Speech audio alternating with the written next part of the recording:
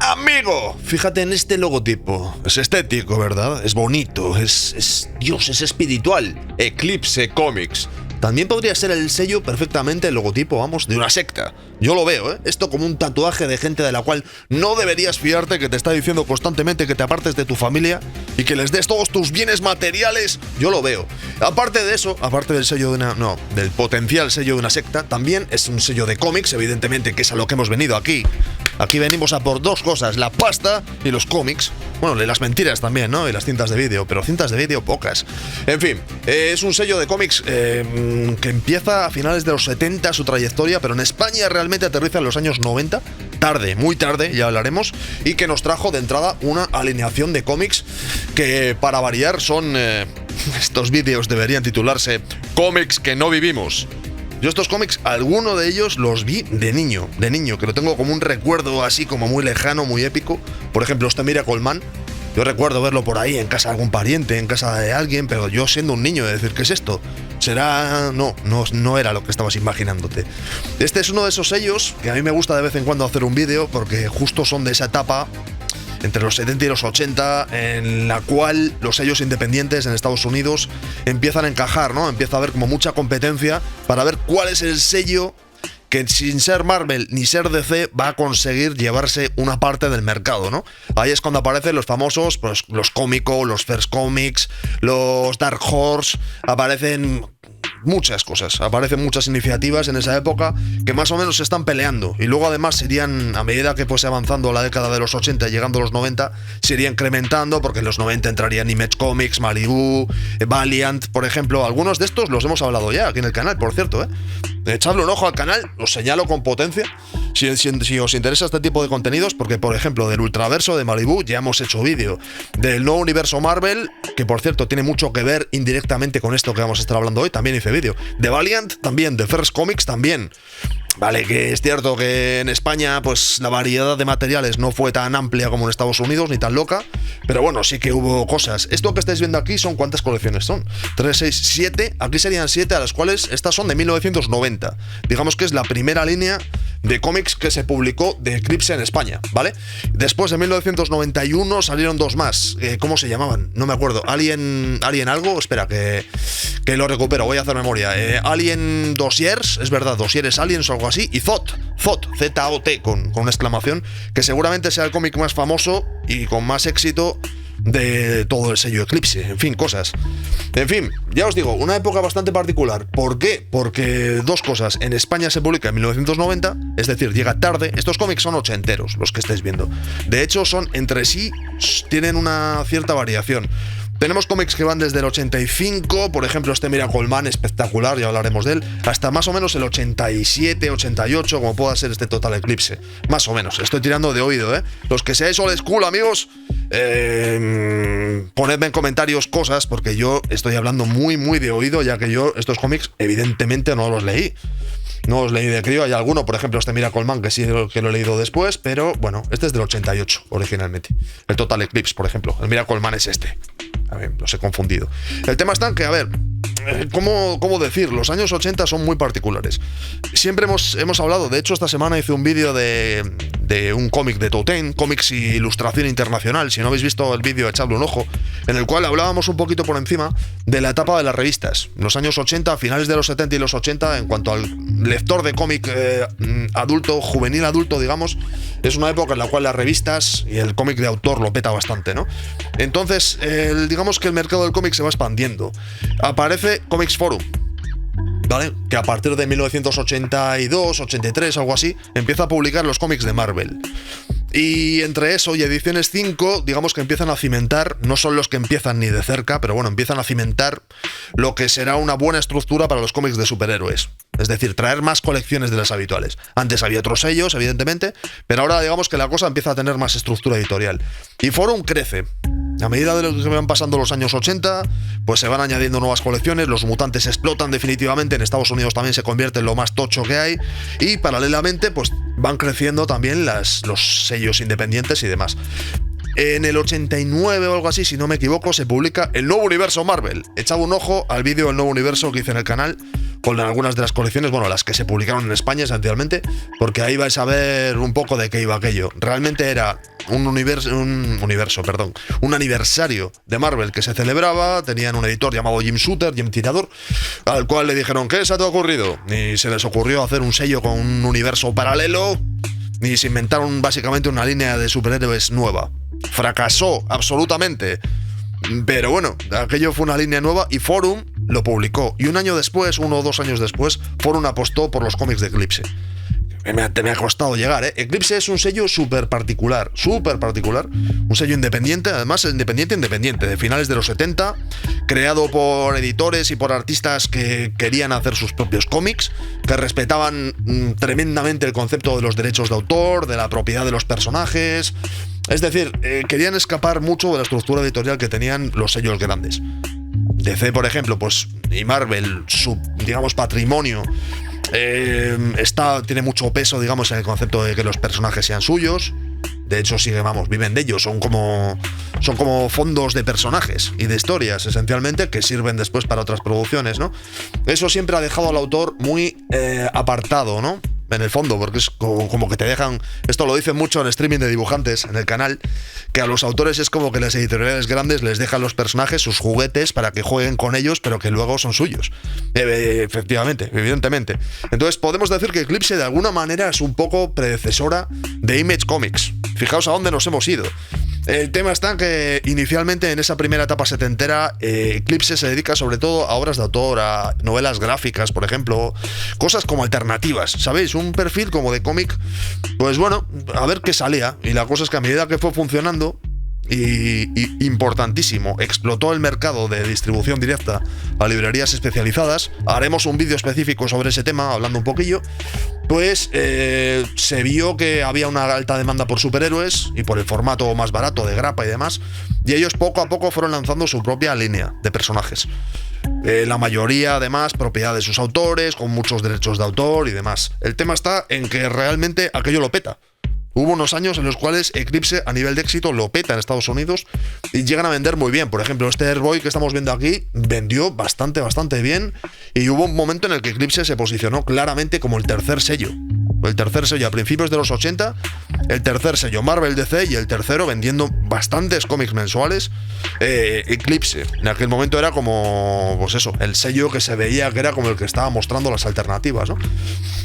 Y bueno, es gracioso porque cuando se publica en España en el 90, Eclipse ya está prácticamente muerta. Al mismo tiempo que cuando se publica el nuevo universo ya estaba ahí temblando y ya estaba a punto de destruirse. Y yo creo que eso ya generó la sensación de estar publicando, pues eso, un cadáver, básicamente. Entonces es como siempre ha habido... Ponedme en comentarios qué opináis de esto. Yo esto es que desde niño siempre percibí que había una aura como trágica, ¿sabes? Alrededor de estas colecciones, como que eran cómics, pero que estaban muy guapos, que tenían buena pinta, pero como que no podías fiarte mucho de esto porque era como un barco que se estaba hundiendo, ¿sabes? La Sega Dreamcast, ¿sabes cuándo salió la Sega Dreamcast? Y en el año 2000 tú veías la Sega Dreamcast y decías, joder, qué guapa esta consola. Pero al mismo tiempo decías, buf, este barco, pues lo mismo, esa tragedia profunda, ¿no? Y bueno, por terminar, ahora por fin nos ponemos a ojear ya los cómics, ¿vale? Para terminar un poco de rematar el asunto, podemos decir que tuvo, de una manera un poco rara, tuvo mucha importancia en el desembarco de los autores ingleses, lo que se llamó la invasión británica, ¿no? En Estados Unidos, porque, entre otras muchas cosas, Eclipse publicó la revista Warrior.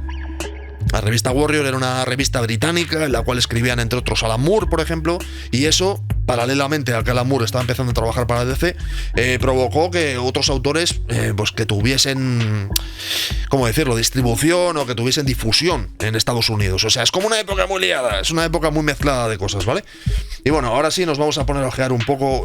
Aquí tenemos tremendo quilombo porque no existe una línea editorial entre estos cómics. Son todos muy cada uno de su padre y de su madre. Y bueno, yo sospecho que eso fue parte también de lo que hizo que no terminase de funcionar muy bien a nivel de ventas.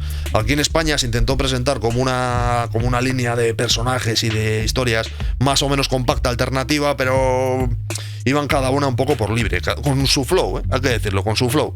Venga, Miracle Man lo voy a dejar para el final. Y eso que es de las primeras colecciones, pero lo voy a dejar para el final porque ahora hablaremos de ella. En fin, otra cosa que hay que decir, por cierto, en la etapa de las novelas gráficas publicaron una novela gráfica de Dreadstar, de Jim Starlin. Y aquello generó con Marvel su éxito, generó con Marvel algunas cosas bastante raras, y aquello provocó, directa o indirectamente, que Marvel crease el subsello Epic Comics. Es decir, que para tener que competir con las independientes que daban buenos derechos de autor a los autores, evidentemente, a los creadores y a los artistas, Marvel tuvo que crear su propio sello artístico. Esto es para que veáis hasta qué punto... Un bofetón, por cierto, mirad qué bofetón, Esto es para que veáis hasta qué punto este concepto de las independientes que estaban apareciendo en aquella época estaba comiéndose mercado. Cosas. Mucha información. Lo sé, es mucha información. Bueno, venga, vamos a empezar al azar. Scout, por ejemplo. Esto es para que veáis un poco de qué va el tema, ¿vale? Esta es una... Hablaré de todos, como siempre os digo, haré vídeo individual de estos cómics. Esto es una pasada por encima, sobre todo para hablar un poquillo de esta línea. Tenéis un libro de Antonio Martín. Antonio Martín era el director de Forum. Y tiene un libro específico de los años en los cuales se publicaron estos. Yo no lo he leído, es que yo no leo libros sobre cómics. Sí, odiadme, no leo libros sobre cómics, pero bueno, tiene un libro en el cual narra desde la perspectiva de un director editorial cómo fue el desembarco de estos cómics y cómo fue un poco la aventura. Scout, ¿vale? Me dejo ya de distraerme. Scout. Esta es una historia con mucho potencial que va básicamente de un futuro distópico, terrible. Sí, es como Old Man Logan, sí. No exactamente, pero sí, va por ahí un poco los tiros. Y bueno, pues tenemos a un guerrero que, si no me equivoco, es un apache, que vive en el desierto, que haya ametralladoras y muerte, la sociedad se ha ido al infierno y todo es muy... Esto en los años 80 lo petaba, porque recordad que Mad Max en este momento era una cosa relativamente joven, era una cosa relativamente recién aparecida. Mad Max, si no me equivoco, la primera película, no sé si es del 70 y muchísimo, 80 y poco o algo así. Entonces este cómic, que es originalmente del... ¿de qué año es? Lo pondrá... Bueno, 1988, o sea, tampoco... Esta es más bien tardía, pero bueno, aún así, estaba de moda el rollo Mad Max todavía en esta época. Como veréis, pues el dibujo es curioso. El color, yo creo que es aquí lo que más tendríamos que destacar, que es Steve Olive. Timothy Truman es el autor completo, que se encarga de todo, básicamente, guión y dibujo, y el color es de Steve Olive, que después acabaría siendo el colorista de Spawn, el colorista de Akira, la versión de color y demás. Así que, joder, mucho tema, el bofetón. Nos quedamos con el bofetón. Ya hablaremos de este cómic. Por cierto, tiene un póster en medio, que lo he visto, de Bill Sienkiewicz, que hizo trading cards y hizo cosas para este editorial. De hecho, las portadas de Sienkiewicz eran bastante épicas, las que hizo en este sello, y le dieron ahí un flow. Venga, seguimos mirando cosas. Airboy, uno de los grandes éxitos del sello, que ¿de qué año es? Este es del 87 originalmente. Como veréis, no son los números 1 los que estamos viendo, pero bueno, los vemos. Este refuerza, digamos, una tendencia que tenían en este sello, que era el revisionismo, que no estaba mal hecho, era una historia, si no me equivoco, de los años 50. O sea, era un revival, ya se entiende. Este era un cómic clásico de los años 50, que estaba basado en un personaje que tenía una especie como de prototipo de avión o artefacto que volaba y demás, que luchaba pues en la Segunda Guerra Mundial contra los malos de la Segunda Guerra Mundial. Bueno, pues aquí lo que hacían era decir que era su hijo, ¿vale? Y decían, vamos a hacer un reboot de la colección, con muchas aventuras, con mucho espionaje, con mucho ejército internacional y con mucha intriga y demás. Como veréis, pues eso, intentar traer un poco ese flow ahí medio bélico, medio de aventuras, y pues eso, y tener una banda de personajes secundarios. Este yo creo que tenía muchísimo potencial como línea de figuras, rollo G.I. Joe y demás. Yo creo que esto lo podía haber petado bastante bien. Este fue un éxito, yo os digo, lo vendió bastante bien. ¿Cómo se llamaba? No me acuerdo cómo se llamaba el guionista. Joder, Chuck Dixon. Esto era obra de Chuck Dixon, maldita sea, de Ron Randall al dibujo. De aquí, de esta serie, por cierto, se sacó un spin-off, aprovecho ya, y así vamos descartando. Esta sexy chica llamada Valkyria, esta es un spin-off de Airboy. Esta ahora pertenecía al grupo de los buenos. Ya os digo, sigo pensando que es que, joder, como línea de muñecos alternativa a los G.I. Joe, lo podía haber petado Airboy. Bueno, pues Valkyria, Chuck Dixon a los guiones, Paul Gulas al dibujo. De lo que iba era pues de una sexy, luchadora internacional, que era muy amiga vamos a decirlo así, guiño del bueno, y que se enfrentaba pues a todo. Esta era una serie limitada de 6 números que después se recopiló como una novela gráfica. También vendió bien, vendió bastante bien. Mirad esa bandera Claramente estamos en los años 80, amigos. Ya hablaremos de esta colección también. Los Planet. Interesante. ¿Recordáis lo que os decía del revisionismo, no? Si esta serie es una serie de los 50 recuperada para los potentes años 80, Valkyria es un spin-off sacado de aquí, esta serie Los Planet, de acuerdo, está basada en personajes nuevos, pero la propuesta, serie limitada a 6 números, por cierto, también. Esta era una cosa bastante particular. Digamos que utiliza una historia muy similar, entre comillas, a las que puedan haber utilizado Warren Ellis en Planetary o haya podido utilizar Alan Moore en la Liga de los Hombres Extraordinarios. O sea, lo que hace es tomar una panda de aventureros, que todos ellos están inspirados en, pues eso, en la época pulp, para entendernos, la época pulp de las aventuras y de las novelas de aventura y todo este rollo, y se los lleva a un planeta perdido, en el cual pues experimentan tremendas aventuras. Hay dinosaurios, hay mujeres en apuros, hay salvajes, hay malvados, muy malvados, es un mezclizo de cosas bastante interesante. Mira qué póster, Hay un aire de clasicismo, ¿verdad?, en el ambiente. Y bueno, este cómic, como veréis, gráficamente tiene un puntito. Además, si no me equivoco, estaban los Hampton, ¿no? Me parece que era. Sí, Bo Hampton. Me parece que Scott Hampton acabó haciendo unos cómics también. Unos cuantos en este. Este era como estaba hecho muy en plan familia. Y salía también el preview en este número 1 de Airboy y tal. A nivel gráfico tenía un punto. Sobre todo porque utilizaba muchas tramas y demás. Pero luego la historia era un poco, ya os digo, curioso el concepto del revisionismo. Ese rollo ya retro, en los años 80, ¿sabes? De recuperar cosas y tal que había. Liberty Project. Saltamos al siguiente.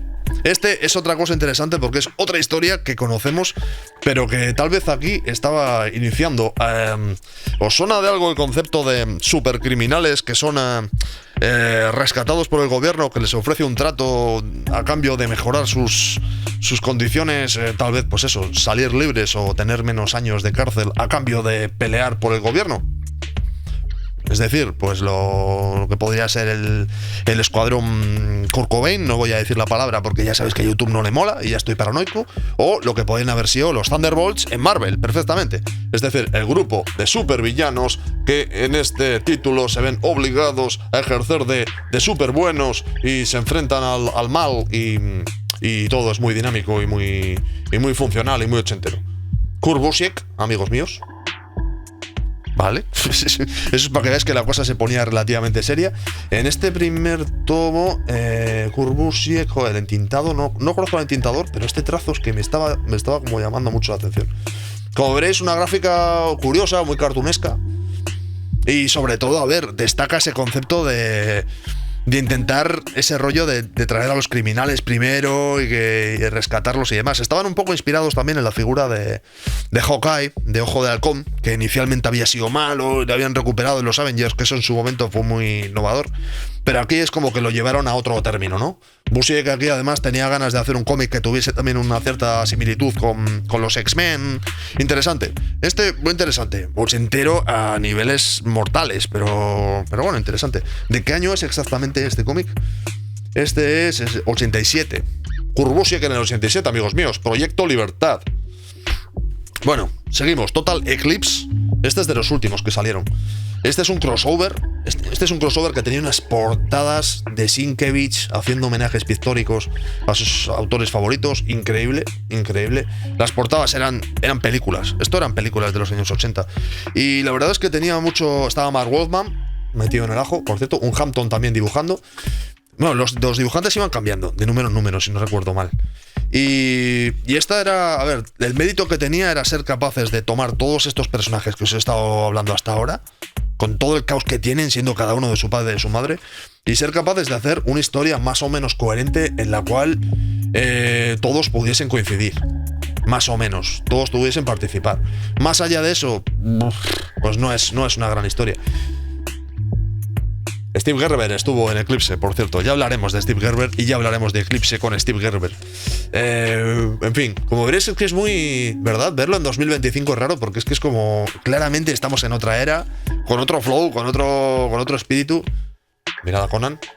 Y bueno, a ver, el último, así no se hace demasiado largo el vídeo. Mira Coleman. Miracle Man, sin duda alguna, a años luz, pero a años luz, o sea, a millones de años luz, incontables años luz, mi colección favorita de Eclipse.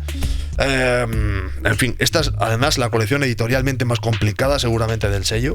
¿Recordáis hace un rato que os he dicho que Eclipse se encargó de editar la revista Warrior británica, verdad? Que fue una manera de traerse a muchos artistas británicos y tal. Vale, el tema está en que dentro de la revista Warrior se estaba recuperando a un personaje llamado Marvelman, que era un personaje de los años 50, del año de la polka, al cual le estaban dando una especie como de recuperación. Como veréis, es otro revisionismo, ¿eh? Otro más. Airboy era un revisionismo, Lost Planet era una especie de homenaje barra revisionismo. Como veréis, hay una cierta línea, ¿vale?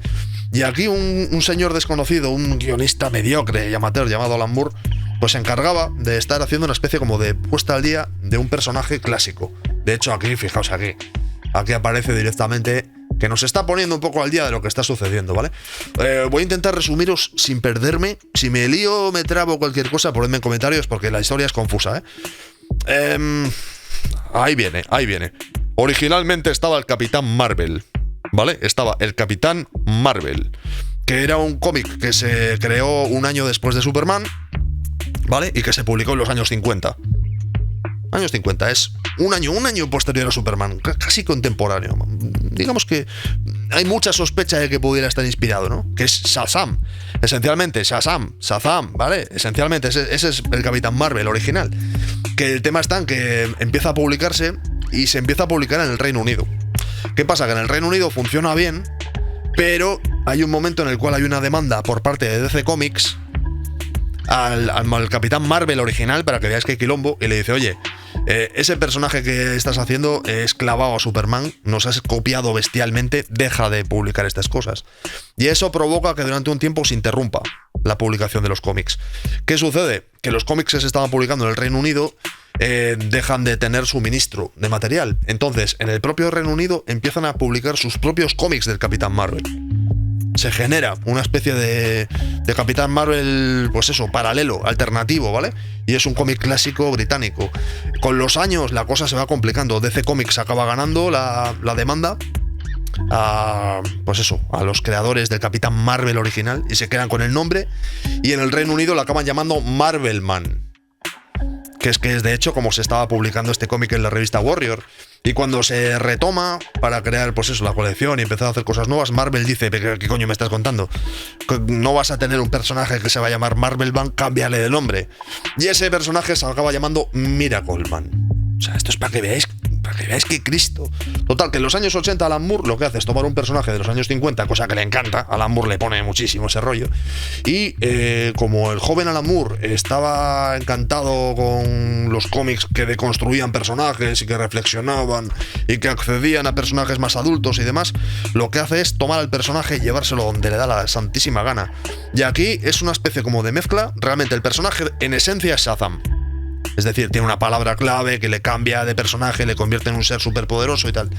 Pero en su reflexión, lo que hace Alan Moore es reflexionar sobre el superhombre, ¿vale? Ya sea Shazam, ya sea Superman, ya sea... No hay muchos como esos, pero bueno, nos entendemos. Supreme, ¿no? De Image, que después Alan Moore bueno, eso es otra historia. El tema está en que se pone a reflexionar sobre el concepto de, vamos a ver, tenemos al superhombre, tenemos al Ubermensch, tenemos al ser superior. No puede limitarse a ser un mero superhéroe. En realidad es un dios entre los hombres. En realidad, en un mundo realista, un hombre así no va a ser simplemente una persona que baja gatos en apuros de árboles y que se enfrenta al supercriminal que quiere robar bancos, sino que tendrá conflictos, tendrá problemas personales, se sentirá un poco apegado, ¿no? a una humanidad con la cual tiene poco en común, y se empieza a montar una paja mental. Este cómic es brutal. Haremos vídeo completo de este número 1, hablaremos de él, de la colección también en algún momento del canal, no sé exactamente cuál, pero lo veremos.